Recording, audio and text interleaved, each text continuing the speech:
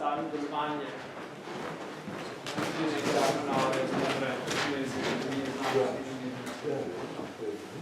Hvala za besedo. Hvala tudi za povabilo.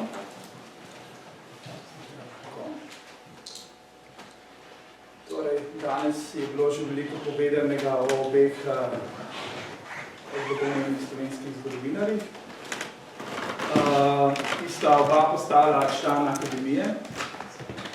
Čeprav rojena istega leta, sta postala člana v 15-letnem razmaku.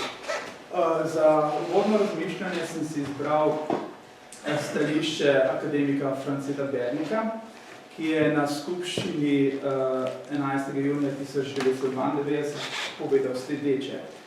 Akademija pomeni toliko, kolikor pomenijo njeni člani kot osebnosti. Njen ugled se ne meri po številu članov, temveč po strokovni oziroma umetniško ustvarjalni teži njihovega dela. Pri volitvah novih članov se je poleg njihovih vrhunskih znanstvenih in umetniških dosežkov, ki so bili kot kriteriji zapisani v zakonih o akademiji, poudarjal predvsem pri mlajših članih tudi njihov delovni prispevek. Ta se je omenjal predvsem v obdobju do 80 let, torej v obdobju, ko je akademija preko svojih članov tesno vpeta v znanstveno-raziskovalno delo v svojih inštitutih. Pri obeh zgodovinarjih je pomemben ta delovni prispevek, in sicer pri dolgoročnem kolektivnem projektu Leksikon ekonomske in socialne zgodovine Slovencev, torej navajam ta prvotni naziv projekta. Pri tem projektu je Bogo Grafenauer sodeloval od samega začetka, torej od leta 1950-1951, Gestrin pa se je pridružil leta 1992, ko je postal vodja delovne skupine o zgodovini prometa na slovenskem ozemlju.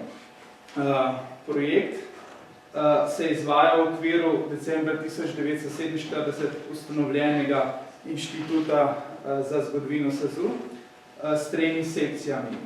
Sekcijo za občo in narodno zgodovino Slovencev, sekcijo za umetnostno zgodovino in sekcijo za zgodovino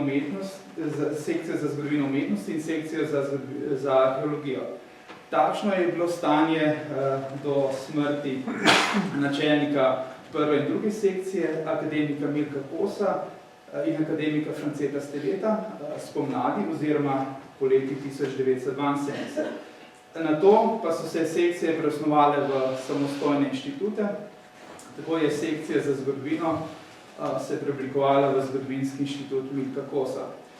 Nasplošno moramo reči, da so se inštituti akademije, ki so prejemali sredstva iz zveznih skladov, razvijali uspešno in hitreje kot ostali, pretežno humanistični inštituti, ki so bili v celoti odvisni od dotacije iz republiškega proračuna.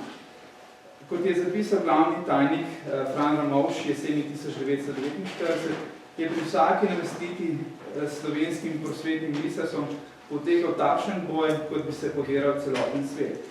Zato je delo v sekciji za zgodovino temeljilo v bistvenem obsegu na zunanjih znanstvenih sodelavcih. Po osvoboditvi je bil edini akademik in zgodovinar v članskem sestavu akademik Milko Kos, univerzitetni profesor Ljubljanske univerze, kateremu je pripadla čast za oblikovanje posebnega zgodovinskega inštituta in seveda tudi odločilna beseda pri izvolitvi novih članov. Milko Kos je želel v okviru akademije izkoristiti ugodnejše pogoje za kritično izdajanje virov. Ker pa je veljal znotraj akademije za izjemnega organizatorja, je prevzel precej organizacijskih obveznosti za sodelovanje z jugoslovanskimi akademijami. Od maja 1950 do marca 1972 pa je bil tudi glavni tajnik akademije. Ta nekoliko širši oris razmer je potreben za razumevanje, zakaj je akademija oziroma Kosova sekcija sprejela pobudo, sprejeto na zborovanju Zgodovinskega društva za Slovenijo, za izvedbo dolgoročnega in velikoprednega postavljenega projekta Leksikon ekonomske in socialne zgodovine Slovencev. V okvir sekcije je bil pretegnjen širok krog sodelavcev. Ožji odbor pa so sestavljali Bogo Grafenauer, Sergij Vilfan in Josip Žontar, pri čemer je bil le zadnji polno zaposlen na akademiji. V okviru sekcije pa so potegali seveda še drugi raziskovalni projekti.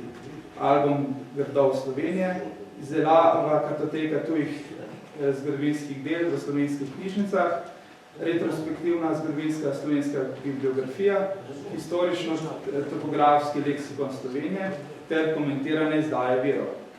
Delo na projektu je steklo v polnem zagonu po letu 1960, ko je akademija bila uspešna pri kandidiranju za sredstva pri skladu Borisa Kitriča, ki je bil na nek način predhodnik Agencije za raziskovalno dejavnost Republike Slovenije. Skupina pa je bila v tem času uspešna pri pridobivanju v Sloveniji težko dostopne tuje literature. Torej je dotacija sklada, do katerega je imela večina takratnih raziskovalcev podobno odnos kot današnji raziskovalci do njene sodobne preobleke, prispevala k uspešku pripravljanih del. Splošno je možno reči, da gre za generacijski projekt, kot je že omenil Žarko Lazarevič, pri katerem je imel pomemben delež Bogo Grafenauer. Po prehodu v sklepno fazo izdaje projekta, ki je dobil novo pojmovanje Gospodarska in družbena zgodovina Slovencev, je bil Bogo Grafenauer spomladi 1967 zaradi svojih zaslug pri projektu predlagan za člana akademije. Čeprav Darja Mihelič v biografski znaki v Grafenauernem zborniku omenja, da naj bi bil kandidat za članstvo že v 50-ih letih, tega podatka nisem zasledil v zapisnikih sej razreda za zgodovinske družbene vede in sej predsedstva. Potem, ko je januarja 1967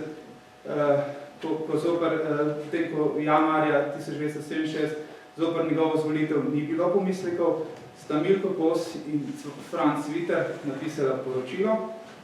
Februarja 1968 pa je bil izvoljen za dopisnega člana. 4 leta kasneje je bil v podobno tekočem postopku izvoljen za rednega člana.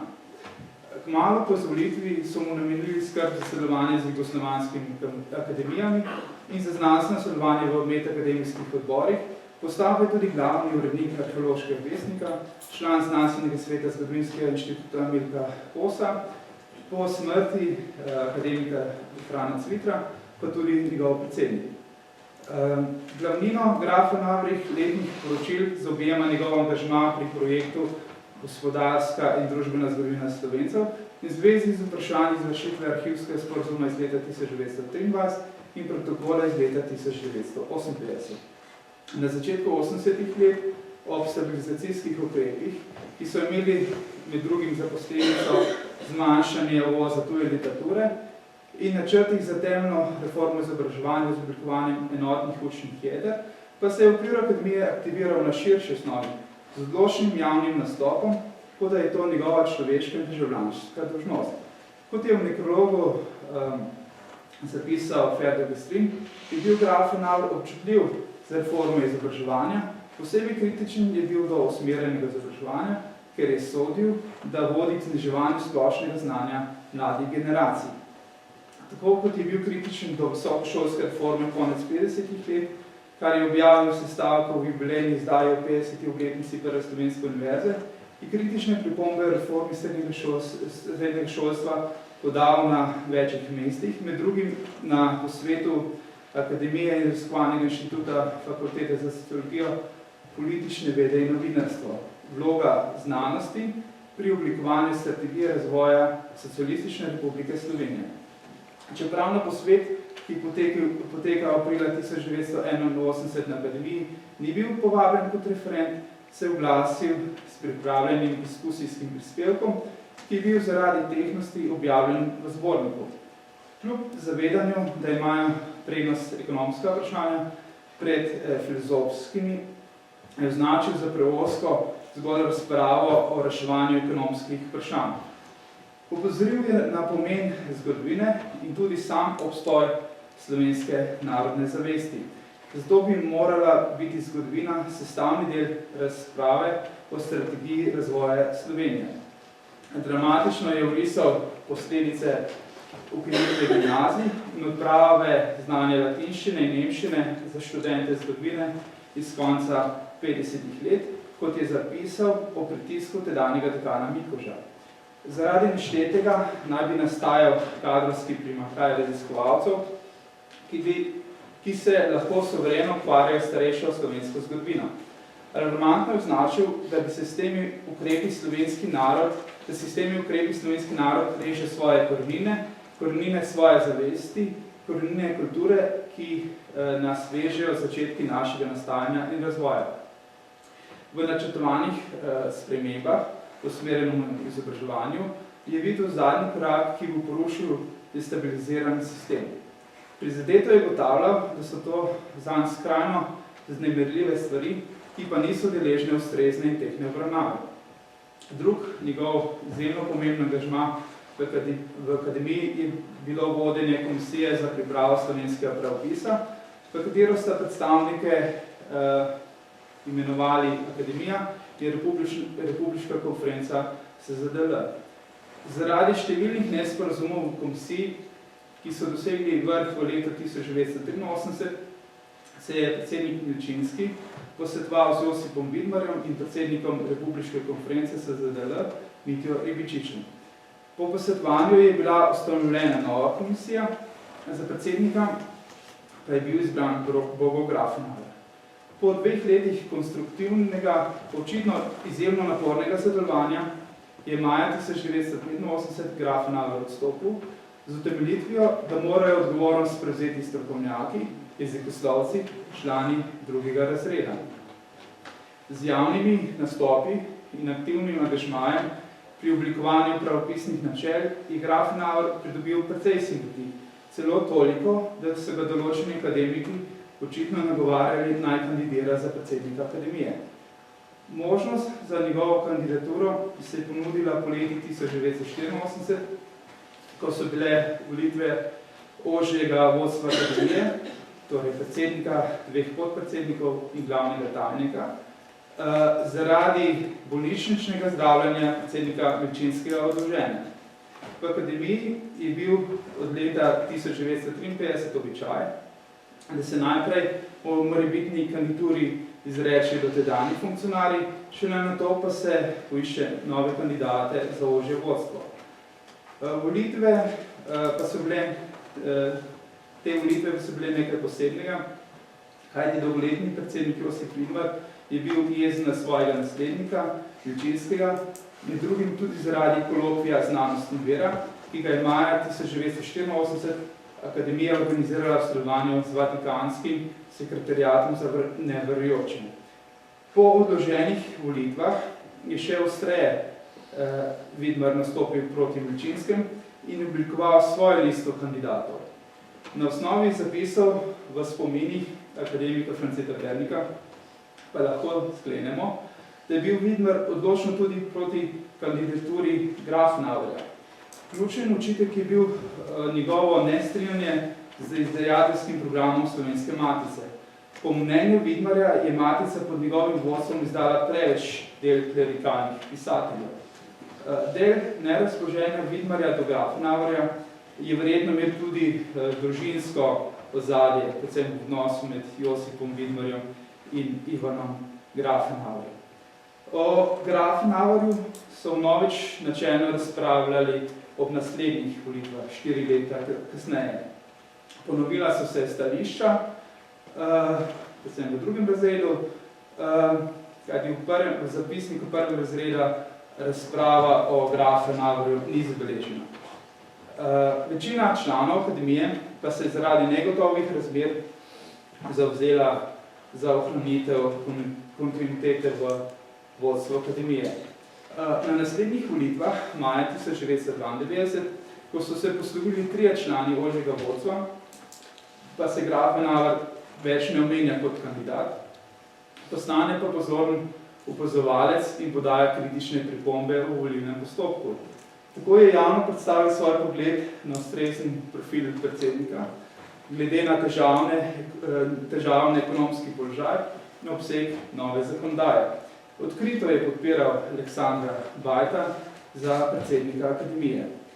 Ob tem pa je odločno nasprotoval kandidaturi Cirila Zlobca, ker je, citiram, nosilec visoke politične funkcije. Pri tem se je skliceval na Josipa Vidmarja, ki naj bi se pred prevzemom vodenja akademije oktober 1952 odpovedal vsem funkcijam, kar pa ne drži.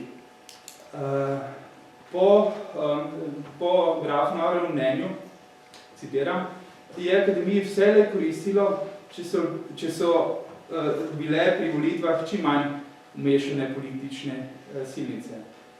Konec navedka. Bil je preslišan, prav tako je bil zavrnjen njegov predlog, da bi neizvoljen kandidat za predsednika postal avtomatično kandidat za podpredsednika. Kot že omenjeno, Grafenauer je javno podprl Aleksandra Bajta, kolega v prvem razredu, novi predsednik pa je postal akademik France Berner. Po volitvah je Grafenauer aktivno sodeloval pri pripravi novega zakona o akademiji. Odločno je nastopil proti določilu o ustreznem razmerju med znanstveniki in umetniki, torej se je opredelil do vprašanja, ki se od volitev 1958 vse skozi pojavlja v razpravah znotraj akademije in v zainteresirani javnosti. Velik problem je Grafenauer videl v visoki povprečni starosti članov, predvsem v nekaterih razredih. Kot ključno vprašanje pa je označil razpravo o pomenu akademije v družbi, predvsem pri usmerjanju in razvoju znanosti. Grafenauer angažma, če rečemo po letu 85, posebej zaznamuje njegova aktivnost v akademijskem odboru za narodne manjšine, ki se izvaja pod vodstvom akademika Antona Vratuša, tudi s terenskimi ekskurzijami v zamejstvo, v sklopu katere se tudi tematizira prizadevanje za realizacijo avstrijsko-jugoslovanske pogodbe. Kot je pred mano omenil Bojan Godiša, je Grafenauer sodeloval seveda z Jankom Pleterskim in Ferdom Gestrinom, sodeloval pri organizaciji zelo odmevnega simpozija ob 50. obletnici ustanovitve OF. Drug pomemben simpozij, ki je bil danes tudi omenjen, pa je Slovenci in država. Ta simpozij je bil sprva načrtovan za leto 1993, vendar se ga potem premaknili na leto 1994. In to po opozorilu direktorice Inštituta za novejšo zgodovino, da bi lahko v javnosti nastal občutek, da organizirajo simpozij ob obletnici avgustovskega zasedanja. In so se potem odločili, da predstavijo za eno leto. V svojem nastopu vse skozi omenjen Grafenauerja, zato je čas, da omenim še Ferda Gestrina. Če je Grafenauer postal dopisni član leto 68 in 4 leta kasneje redni član, je Ferda Gestrin postal dopisni član leta 83 in redni član leta 1987. Torej je postal član takrat, ko se je upokojil kot univerzitetni profesor. V okviru akademije pa je prevzel delovno komisijo za zgodovino prometa. Kot Gestrin se redko omenja v zapisnikih sej prvega razreda in tudi prav tako tudi na sami skupščini je redko javno nastopil.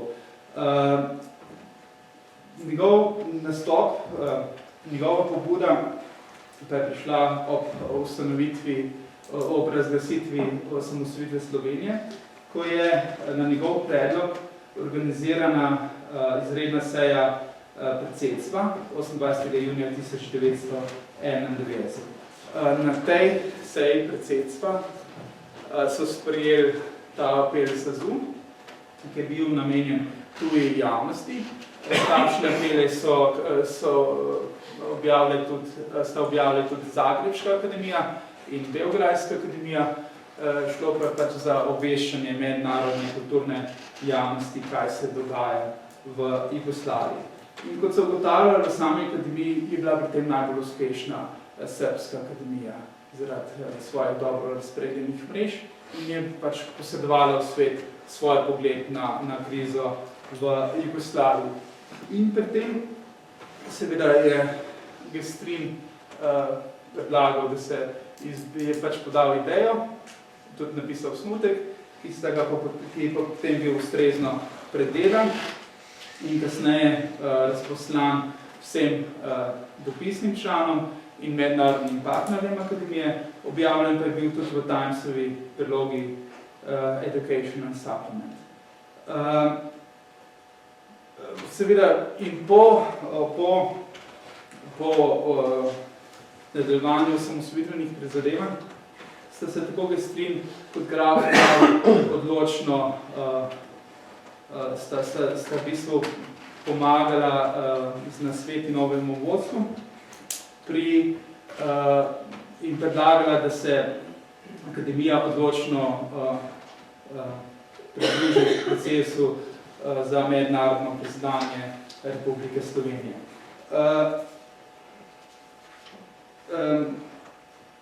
Gestrin pa se je verjetno najbolj trdno zapisal v spomin akademije kot predsednik upravnega odbora Znanstveno-raziskovalnega centra SAZU. Bil je predsednik upravnega odbora med leti 1992 in 1995, torej v obdobju, ko se je urejalo razmerje med akademijo in njenim znanstveno-raziskovalnim centrom.